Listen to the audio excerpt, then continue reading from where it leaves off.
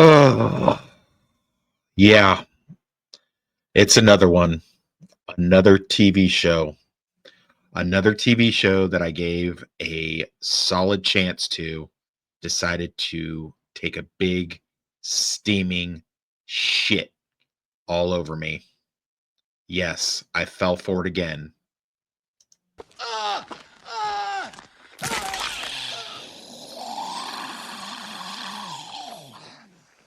Oh no, not again. So I was sitting at home doing my usual, scrolling around on the internet, doing what I like to do best, working on my books, making videos, and I came across Landman.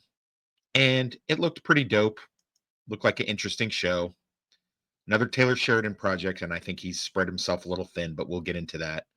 And then all of a sudden, I find something that looks genuinely interesting and something I haven't seen for a very long time. A concept of a show with Billy Bob Thornton kicking ass as an incredible character. And then 6 episodes in, it begins to spiral out of control and shit the bed. Taylor Sheridan, what have you done? All right, let's get ready to flush this turd. Let's get into it. Riding on the waves of destruction, a toxic presence, a lord of corruption, polluting the ocean, spreading decay, the tops turning black, going the flame, searing through the sand. I've got balls of steel.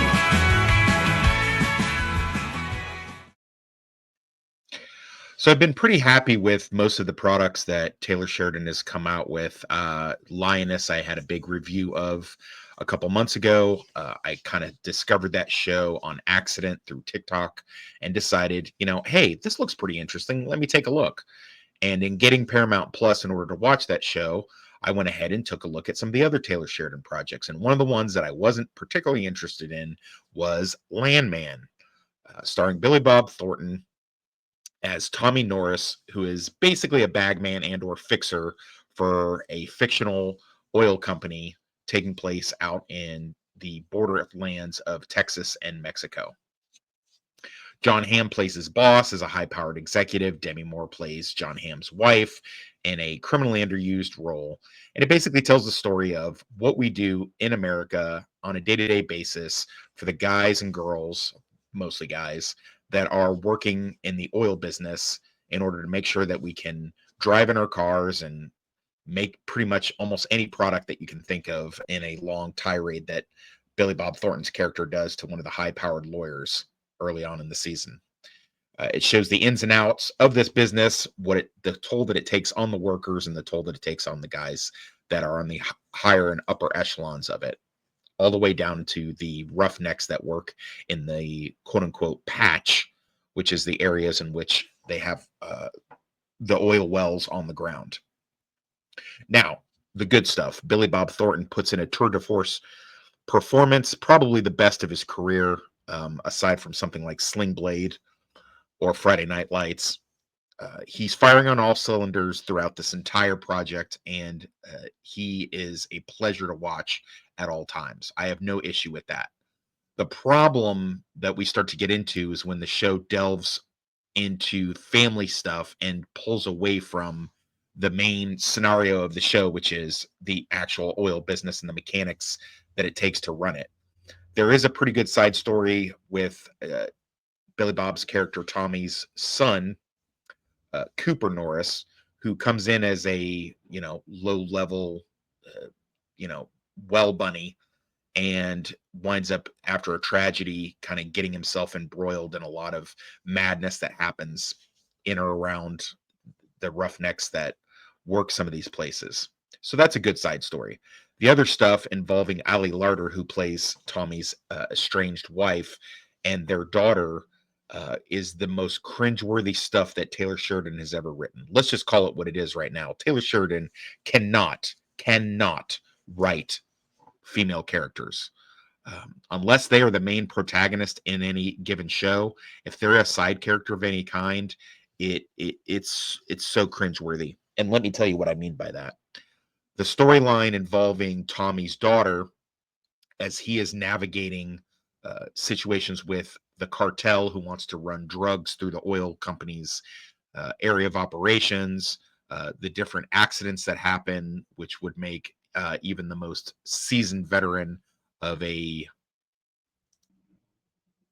OSHA investigator just collapse and have a heart attack as he's doing all of these things, and potential lawsuits and the million different things that come up in his day-to-day operations. He's got to deal with a daughter played by one of the actresses from 1923 in a completely different role, and this promiscuous, just eccentric and completely whackadaisical ex-wife coming in to his uh, office funded house, by the way, and just taking over his life and bringing in these ridiculous side stories that they do, including but not limited to volunteering at an old folks home, getting them drunk and taking them to a strip club, to the daughter banging two different football stud guys and deciding to tell her dad about it.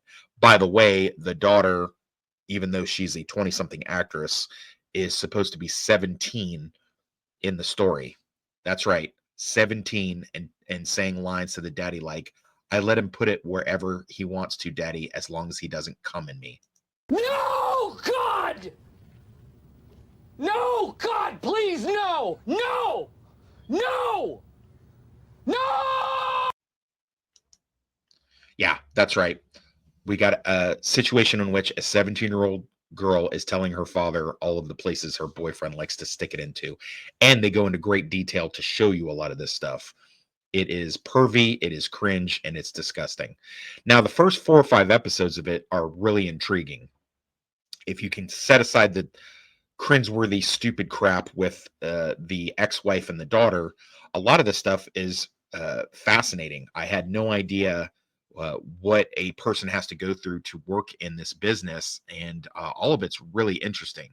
You know, some of the more dangerous elements of it, like when they have to deal with the local cartels who want to run drugs, to the fact that Tommy has to just on a regular basis deal with the most ludicrous and insane level of damage and accidents that come to the workers. It's really crazy and it's pretty intriguing. And the stuff with his son trying to at first learn about the oil business, even though he's got an engineering degree of his own, and then start his own business at a great personal cost to himself. And I won't spoil exactly what happens with that, but his stuff is the most intriguing. It's a fascinating look at something that a lot of us pretty much don't know anything about. I saw oil stuff overseas in Iraq and Iran, but I really didn't understand how a lot of this stuff works. And I'm thankful to this show for bringing a lot of that stuff to light.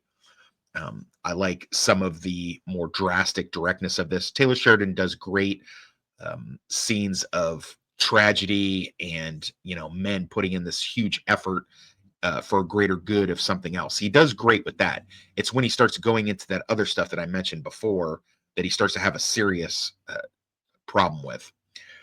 Also, we've got these stunning actors. Don't get attached to them. He pulls that boomerang effect of storytelling where he'll have an actor come in.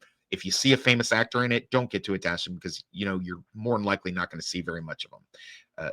A lot of the actors are clouded in the trailer that you're looking at right now, and then just to get yanked and yeeted away. Or in the case of Demi Moore, like I said, criminally underutilized. There's no point in even watching her because her story doesn't go anywhere. Now, maybe it's a big setup for season 2, but I don't watch a show just waiting on the next season to fix everything. I want to watch a show and it should be able to stand on its own merits. And I'm going to tell you that this one definitely does not. At the end of the day, what you wind up having is a bunch of people doing a bunch of things that just don't make any sense. And it's so frustrating to get to 4 or 5 episodes of a TV show, and then all of a sudden, all of the things that you invested into it are just flushed down the toilet, and for no good reason. It could have easily been done differently. I don't want to spoil too much in this. Probably do an in-depth review with Northern English Bastard or one of my other YouTube friends to talk about this, because unfortunately, I will say among my circle of YouTubers, I actually recommended this. I recommended it heavy and hard. I gave it a couple episodes to really impress me, and impress me it did. But after I got everybody into it and watching it, I feel now personally responsible for the way that it kind of went off the rails. And it's really making me think that at this point, with I think no less than 8 different ongoing TV shows and or projects, Taylor Sheridan has really stretched himself a little too thin. We saw how about a month ago, the end of Yellowstone really derailed near the end of it and just crashed and burned. This one doesn't even have the audacity to crash and burn. This one just kind of peters out with a little bit of a whimper. I don't know if there's going to be a season 2. It's probably done well enough on its own merits for the first half of it to justify a season 2. But if they do go to a season 2, they really need to step up their game. And I don't want to see any more stuff with a 17-year-old girl turning into an OnlyFans model. I mean, Jesus, Henry, tap dancing Christ. We've seen enough of bullshit like that. Can I recommend Landman? No, I cannot. I most wholeheartedly tell you, do not watch Landman. It's going to get lots of recommendations. It's probably too late now, as it's already been out for a couple of months as of the date of this recording. But if you haven't started it, don't bother with it. Not unless you are okay with being completely disappointed by the last 2 or 3 episodes of the series, or the season rather.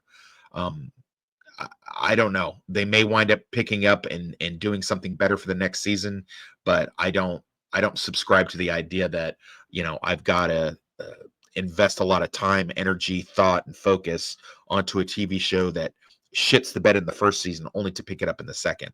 Now, it's great if it's something that it has to build upon to be a more complete series, but again,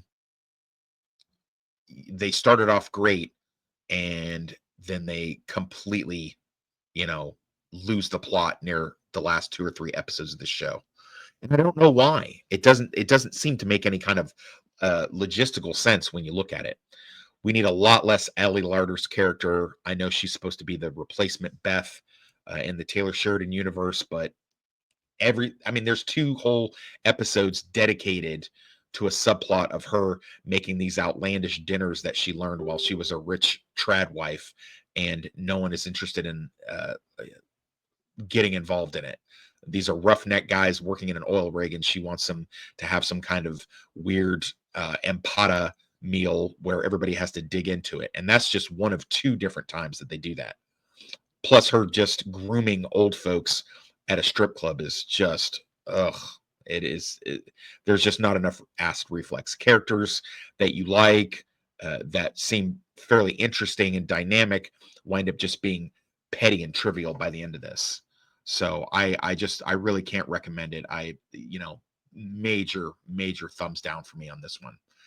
But anyway, that's enough of my rant. I just wanted to get on here for a quick few minutes before I go do the Losers Lounge later today and say, hey, Landman, you really fucking disappointed me. Thanks for watching and listening to me cry a little bit, guys. I do appreciate it.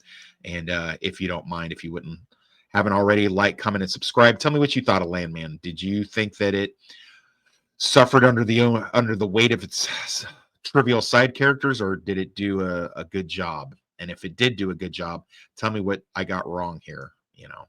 Also, don't forget, I have a book out, Slapdash. It is on Amazon. You can get it on Kindle for $3 or trade paperback for $15. It is out now.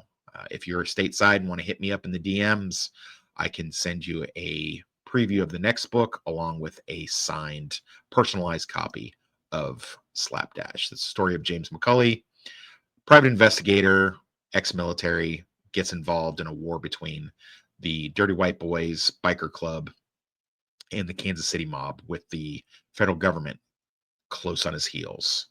This is my first novel, and it's the first of 3 in a trilogy. So check that out if you are so inclined. Anyway, again, thanks for watching, guys, and stay toxic out there. Riding on the wings of destruction, a toxic presence, a lord of corruption, polluting the ocean, spreading in decay, the toxic black, going in the vein, searing Balls of Steel.